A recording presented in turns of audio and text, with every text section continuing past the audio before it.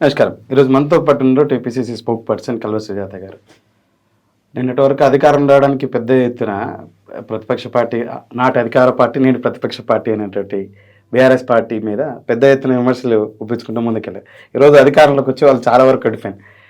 నిన్న ఏవైతే వాళ్ళు మాట్లాడి వేరే పార్టీకి సంబంధించినటువంటి అంశాల మీద దుమ్మెత్తిపోసారు. ఈరోజు వీళ్ళు ఎదుర్కొంటా ఉన్నారు, వీళ్ళ పార్టీ ఎదుర్కొంటుంది. ఇప్పుడు వీరు ఎట్లా డిఫెండ్ చేస్తారో చూద్దాం. వచ్చిన వారం రోజుల లోపలనే చాలా హామీలు నెరవేర్చామని చెప్పేసి అన్నారు. ఎక్కడ నెరవేర్చారని చెప్పేసి బీఆర్ఎస్ ఎదురుదాడి దిగుతూ ఉన్నది. అంటే ఒకసారి అంశాల మీద మాట్లాడదాం. శ్వేత గారు అక్క నమస్తే. నమస్తే అమ్మా, బాగున్నాక. మీరు ప్రతిపక్ష పార్టీగా ఉన్నప్పుడు మీ పార్టీ అధికారం రావడానికి బీఆర్ఎస్ పార్టీ ఏవైతే హామీలు ఇచ్చిందో వాటి ఇవ్వనటువంటి హామీల మీద, అది నిరుద్యోగ భృతి అయితే ఏంటి, అన్ని వర్గాలకు సంబంధించినటువంటి వాటి మీద నిత్యం గెలవనుకుంటే మీరు అధికారంలోకి వచ్చిన తర్వాత అవి నెరవేర్చట్లేదని చెప్పేసి నీవే మాట్లాడడం జరుగుతుంది. ఏదైతే నోటిఫికేషన్ అయితే ఏంటి, తర్వాత రైతు బంధు వచ్చిన వెంటనే రైతు రుణమాఫీ చేస్తామని చెప్పేసి అంటూ ఉన్నారు. ఎక్కడ నెరవేర్చున్నారు? ఇప్పుడు ఏదైతే 6 గ్యారెంటీలు 2 హామీలు నెరవేర్చారో అవి కూడా చాలా కాంప్లికేషన్స్ అవుతూ ఉన్నాయి. ఏదైతే మీరు మహిళలకు ఉచిత బస్సు ప్రయాణం అని చెప్పేసి చెప్పాను. మేము ప్రతిపక్ష పార్టీలు, ఈరోజు ప్రతిపక్ష పార్టీ, నాటి అధికార పార్టీ నేను ప్రతిపక్ష పార్టీ చేసినట్టు విమర్శల పైన పెద్ద క్వశ్చన్ వేసావు. ఎక్కడి నుంచి మొదలు పెట్టమంటావు? ఇచ్చిన హామీలలో 2 నెరవేర్చాం, అక్కడి నుంచి మొదలు పెట్టినా వచ్చిన వెంటనే చేస్తామన్నారు, రైతు బంధు ఇచ్చామన్నారు. అదే నేను పెద్ద క్వశ్చన్ వేసావు, ఒక్కొక్కటి కాకుండా మొత్తం 6 ప్రశ్నలు కలిపి ఒక్కసారి వేసావు. కాబట్టి మొదటిగా మేము ఇచ్చినటువంటి తెలంగాణ ప్రజలకు ముందస్తుగా కాంగ్రెస్ను గెలిపించినందుకు, కాంగ్రెస్ పార్టీ మీద నమ్మకం ఉంచి ఓటర్ మహాశయులు, కార్యకర్తలు అందరూ కష్టపడి మాకు అధికారం ఇచ్చారు. ఈ అధికార దుర్వినియోగం చేయదని 100% మేము మీ ముందు ఆ రోజు 55 ఏళ్లు పరిపాలించిన నిరూపించుకున్నాం. ఇప్పుడైనా కూడా అదే చెప్తున్నాం, అంతకు మించి ఇంకా సుపరిపాలన అందిస్తామని కూడా చెప్తున్నాం. ఒకటి, మీరు అన్నారు దుర్వినియోగమా లేదు అని అంటే, ఇచ్చినటువంటి 2 హామీలలో ఇప్పటి వరకు జరిగినటువంటి నష్టం ఏందో ప్రజలు ఎవరు అనట్లేదు. ఏదో ఒక కొంత శాతం, 90% మెచ్చుకున్నా, ఒక 10% ఎక్కడో ఏదైనా సరే ఎంత మంచి చేసినా 1%, 2% మనం దేవుళ్ళం కాము. పూర్తి స్థాయిలో అందరినీ తృప్తిపరచడానికి ఎక్కడో ఒక చక్కెర కొంచెమైనా అసంతృప్తి ఉంటుంది, దానికి ప్రతిపక్షం బీజం పోస్తుంది, ఆర్జం పోస్తుంది. పర్వాలేదు, ప్రతిపక్షంలో కూర్చున్నదే ప్రశ్నించడానికి, నేను దాన్ని కాదన్ను. ఈరోజు నేను అడుగుతున్నా, 90% ఉన్న మెజార్టీ పీపుల్ ఏదైతే సర్వైవ్ అవుతుండ్రో, ఏదైతే ఇష్టపడుతుండ్రో దానికి కాంగ్రెస్ పార్టీ కట్టుబడి ఇచ్చిన హామీలను నెరవేర్చడం తప్పంటారా? లేకపోతే 10% మంది వ్యతిరేకిస్తున్నారో దాన్ని అనడం, అది 10% మందిని కౌంట్లోకి తీసుకుందామా అంటే ఎవరైనా మెజార్టీనే తీసుకుంటారు. ఇప్పుడు 90% మంది మహిళలు ఆనందంగా ఉన్నారు. ఉచిత బస్సు ప్రయాణం వల్ల కలిగిన నష్టం ఏంటో నాకు తెలియదు, కానీ ప్రతిపక్షాలకు బాధ కలిగిస్తున్నట్టున్నాయి మేము ఇచ్చిన హామీల్ని నెరవేరుస్తున్నాను. వాళ్ళు అనుకున్నారు ఉచిత బస్సు జరిగే పని అయినా, కర్ణాటకలో ఇచ్చిండ్రు, ఏమన్నా చేసిండ్రు అంటే, కర్ణాటకలో ఈరోజు వెళ్ళి చూడండి, 5 నెలలు అవుతుంది కర్ణాటక ప్రభుత్వం ఏర్పడి.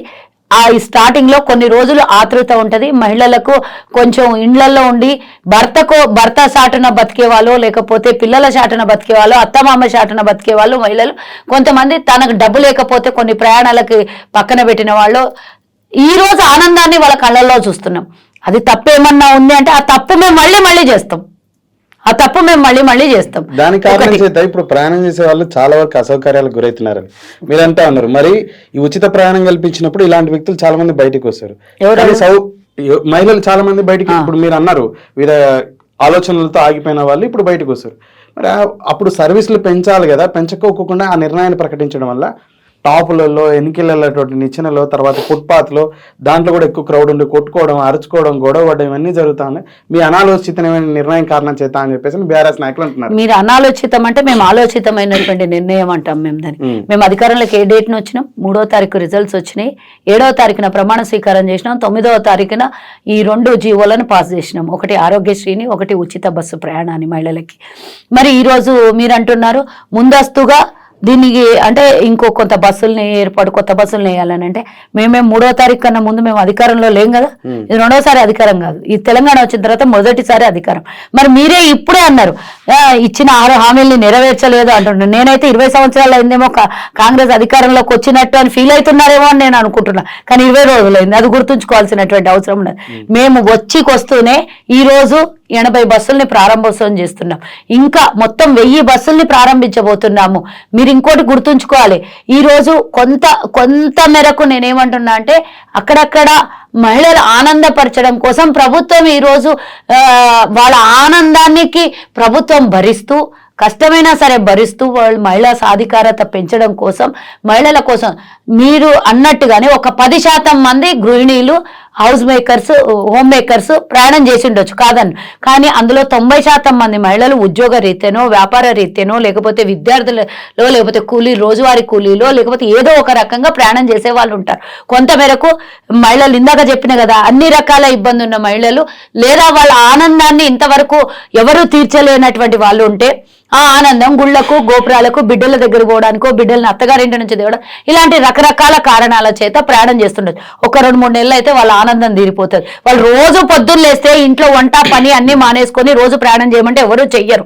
వాళ్ళకు కూడా కొన్ని బాధ్యతలు ఉంటాయి. కాబట్టి మహిళా సాధికారత పెంచడానికి, మహిళల్లో కళ్ళల్లో ఆనందం చూడడానికి కాంగ్రెస్ పార్టీ ఈ నిర్ణయం తీసుకుంటే ఎవరికి ఏం బాధ అవుతుందో నాకు తెలియదు, కానీ కొంత బాధ కలిగింది, నేను ఒప్పుకుంటాను. కానీ ఆ బాధనే పూర్తి స్థాయిలో బాధ అంటే నేను అసలే ఒప్పుకోను.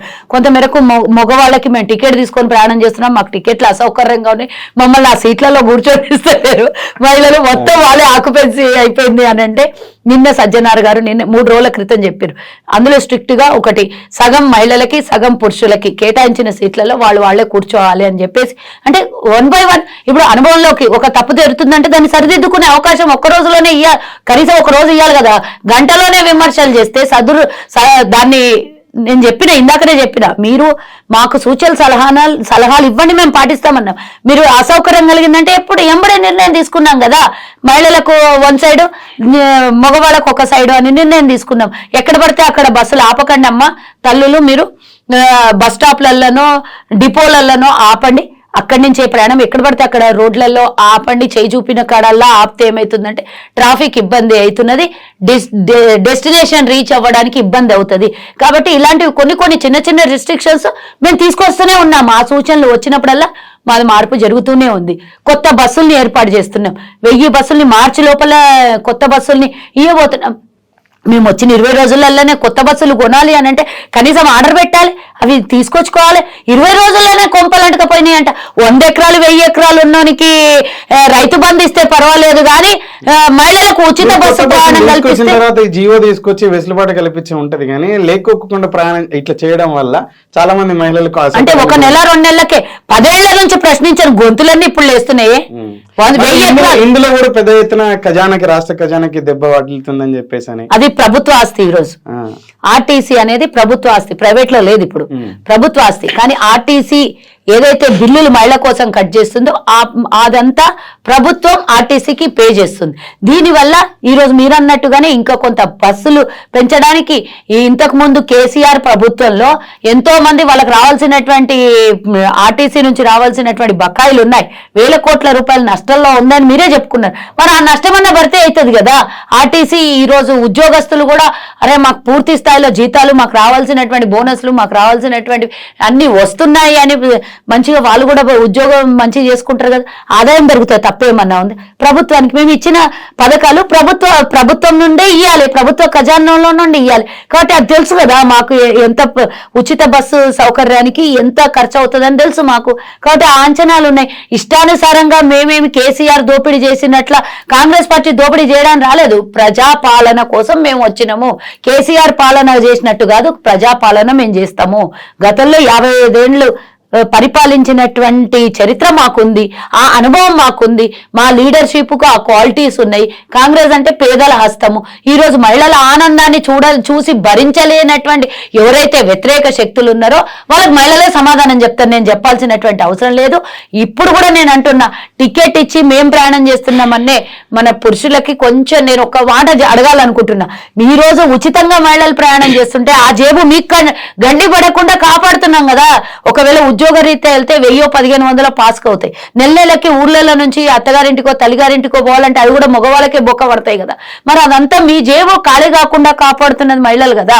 ఈరోజు ప్రభుత్వం దాన్ని ఉచితంగా ఇస్తుంది. మహిళా సాధికారత పెంచడం ఒకటైతే ప్రభుత్వ రవాణా సంస్థ ఆర్టీసీని వాడుకోవడం ఒకటి రక్షణ మహిళలకి. ఇన్ని సౌకర్యాలు ఇస్తున్నటువంటి కాంగ్రెస్ పార్టీని మీరు నిందిస్తే మేమేమనాలో మాకు అర్థం కాలేదు. ఇంకోటి, బస్సులో 50 మంది ఎక్కితే ఒక 10 వాహనాల ఖర్చు, 10 వాహనాలు పొల్యూషన్, ట్రాఫిక్ ఇబ్బంది కలగకుండా ఒక్క బస్సులో ప్రయాణం చేస్తున్నటువంటి మహిళలకి మీకు తేడా కనిపించట్లేదా? ఇవన్నీ లాజిక్లు తెలియకుండా వ్యతిరేకిస్తే బలో అని మీడియా ఉంది, సోషల్ మీడియాలో ఏది పడితే అది వ్యతిరేకిద్దాం అనంటే మీ పాలన కాదు ఇది. మాది ఆచి తూచి అడుగులేసి అన్నిటినీ తట్టుకునే శక్తి, అన్నిటికీ సమాధానం ఇచ్చే శక్తి, అన్ని ప్రయోజనాలు చేకూర్చే శక్తి మా కాంగ్రెస్ పార్టీకి ఉంది.